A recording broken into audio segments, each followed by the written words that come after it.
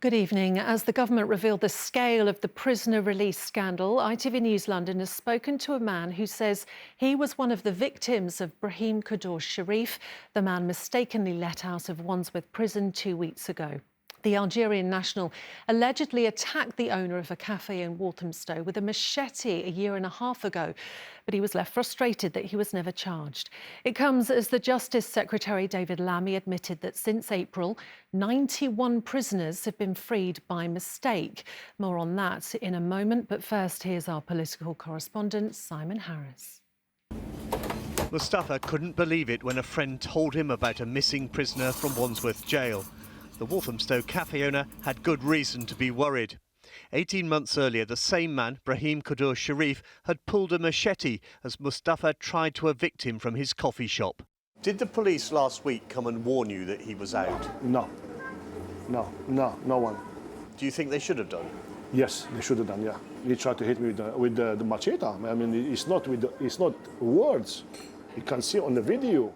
Brahim Kadour Sharif was arrested last week in Islington, 9 days after being mistakenly released. The convicted sex offender is now back inside, serving a sentence for trespass with intent to steal. In January 2024, security cameras filmed him walking into Mustafa's coffee shop, acting suspiciously. He didn't buy anything, but moved seats, putting himself closer to a woman customer. Mustafa thinks he was planning to steal her bag before another customer intervened. He took his jumper and he tried to approach her bag. And then she'd been saved by the customer. Then he said to him, "What are you doing?" Then he started to be agitated. Rattled, Kadour Sharif went to the basement kitchen where Mustafa confronted him. Then I tried to invite him to go outside nicely, or a nice way. Because in the kitchen downstairs I have many knives. Then I tried to push him upstairs slowly, nicely. Upstairs, Kadour Sharif swore at Mustafa in Arabic. They're both from Algeria. Then we exchanged some words. Now, still you've been banned here. I don't want you here.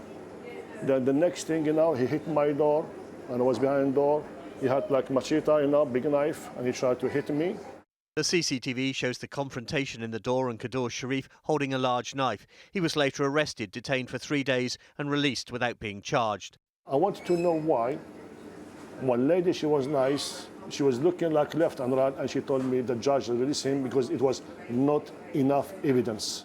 The Met told us, "We recognise that it has taken longer to get to the point of charge than we would ideally have wanted. We recognise why that will have been a cause of concern for the alleged victim. We are taking steps to ensure the case can be progressed to a conclusion as soon as possible." Scotland Yard suggested it didn't tell Mustafa that Kadour Sharif was on the loose because he was in prison for another crime. Mustafa thinks he should be deported. So, Simon, more pressure on the government today because of the scale of this problem. Yes, Yasmin, David Lammy, the Justice Secretary, told the Commons that the paperwork blunder which led to Kadour Sharif's release was made in September, before he introduced tighter checks in the wake of the mistaken release of Hadish Kabatu, the Epping sex offender. It seems that prison staff failed to spot a crucial email. Mr Lammy also told MPs that since March, in the 12 months up to March this year, 262 prisoners were released by mistake, and a further 91 since then. Apparently 3 of them are still at large, 2 British nationals and 1 foreign national. Mr Lammy said the prison service was operating under relentless strain. Thank you, Simon.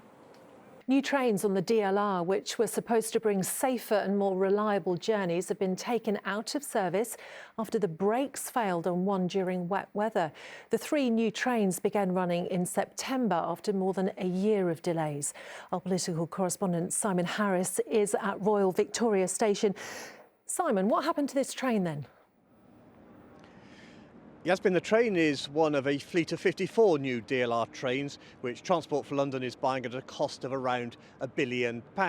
Last week, during wet weather, the brakes failed to stop it at Canning Town and it overshot the platform.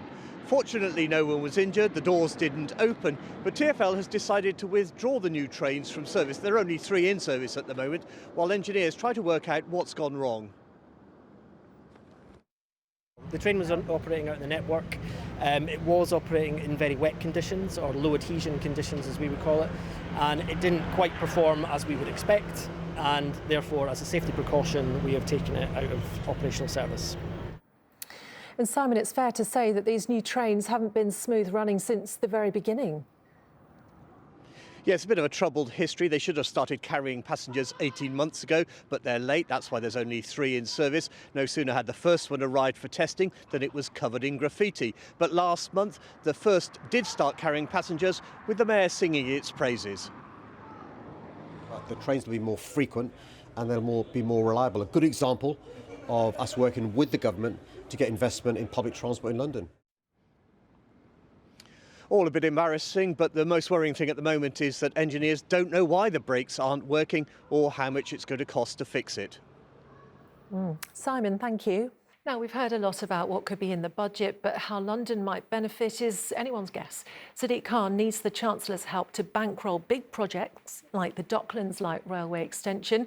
A tourist tax would also bring in much-needed cash, plus there are other costly projects, including Hammersmith Bridge, which hasn't seen a single car since 2019. Here's our political correspondent, Simon Harris. For more than 6 years, Hammersmith Bridge has been one of the more tranquil places in London to cross the Thames. Buses, cars and lorries are banned. It's meant to be a temporary measure, but for how long is anyone's guess. And its current status as a footbridge and bike crossing divides opinion. It's really good, it's really comfortable for me. The lack of traffic is a good thing in some ways, but it's the older people and the young children who are so vulnerable. What about the people who can't walk all that way? I quite like the quietness, so the ideal solution for me would be if they just restored buses, emergency vehicles, etc. It's an absolute disaster. I mean, it used to take me 30 minutes to get to work, now it takes me pretty much 45 minutes to an hour. The bridge was closed to traffic in April 2019 after engineers discovered cracks in the metal structure and declared it unsafe. I think we were given about 5 minutes warning 6 years ago that it was going to close to transport, and that was it. It just stopped. A year later, even cyclists and pedestrians were banned, although later allowed back after repairs. Hammersmith and Fulham Council, which owns the bridge, has spent £50 million stabilising it. But the bill for restoring it has risen to £250 million, money which the council simply doesn't have. The council says it and the Department for Transport are considering a range of options, but there's no plan yet and certainly no government money. One proposal would see the work partially funded by a toll, but one local MP is calling on the Chancellor to step in. I want to see money for Hammersmith Bridge in the budget on November the 26th. I think fixing this bridge, getting buses and emergency vehicles back over it will make a huge difference to the lives of people living on both sides. The vehicle ban has led to congestion on other bridges. The reality is the increased pressure on bridges like Putney Bridge, like Wandsworth Bridge, has been huge, and it has absolutely rammed those roads full of traffic. The council is hoping money might come from the government's new Structures Fund. Julia, a long-time campaigner, isn't holding her breath. What do you think the chances of this bridge ever reopening? Honestly, if you had to put it in percentage terms, I'd say like optimistically 5%, and that's ever. I'm talking that's within the next 40 years or something. I mean, I do not see it reopening to motorised traffic in my lifetime. Why? Because absolutely no one is prepared to pay the bill. A Department for Transport spokesperson said a decision on money from the Structures Fund would be made in due course.